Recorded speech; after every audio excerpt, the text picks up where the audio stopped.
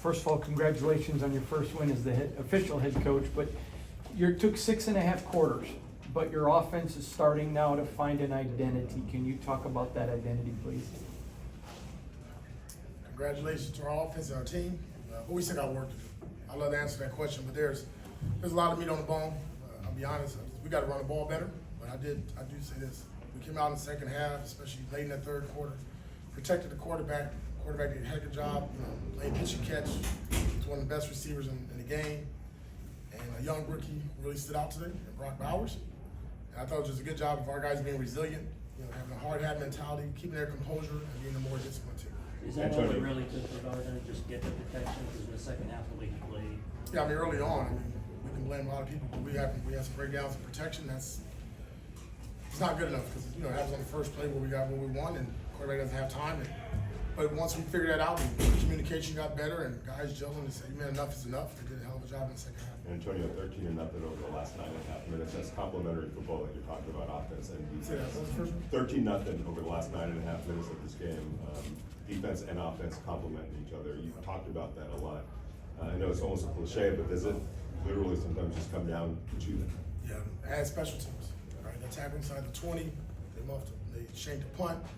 But to be honest, I told these guys last night and throughout the week, for us to beat the best team in football last year and still one of the best teams in football and the best football player in the game, and Lamar, we need all three units to play at their best. You like doing it for 60 minutes, but give it a shake, man. They all came together in the fourth quarter when we always talk about it, and all three phases showed up. Defense, hey, what do you guys want to do? You want touchback or you want to cover? Hey, coach, want to cover the kick, ball inside the 20-yard line. Hell of a job. Then the offense goes down here, boom, we score, and then at the end, we're looking, they punt the ball and they shake it, and Daniel Carlson goes out there and hits the game winner. AP, you referenced a lot of meat on the bone, a lot of things to fix, but how much easier is it as a coach to fix stuff after a win? Big. And a win where we were 10-point underdogs, disrespected the National Football League. I've been in the game a long time. Not too many times teams get picked to lose by 10 points. Our guys took it personal, and that was good, and we got a lot of cleanup to do tomorrow. How do you describe Devontae's ability to make big catches on the stretch, and obviously he's a focal point? What do you see in Devontae in games like this? Yeah, I go back to when I first took over. It's like, hey, get the best player the ball.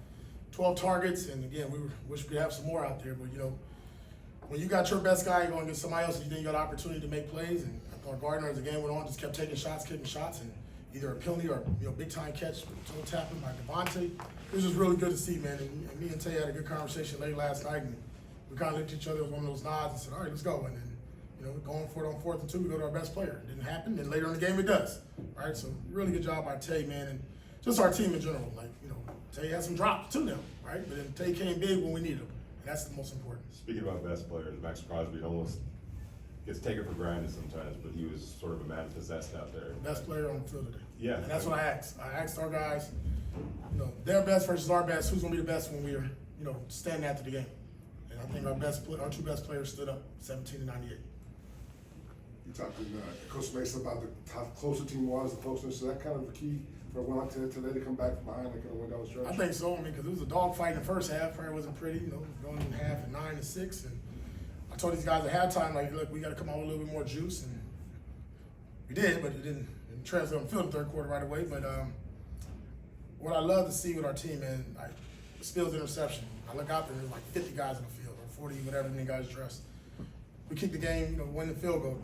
All those guys out there celebrating. And it's just what I like to see when I turn around and look to the sideline and I don't see nobody all on the field. I'm glad the officials haven't done anything to us, but just a celebration and a joy to watch each other make big plays. You've talked about getting off to a fast start this year. You go back on to Las Vegas now 1-1, going home for 2 games. How big was just being able to split those games? Man, it's big.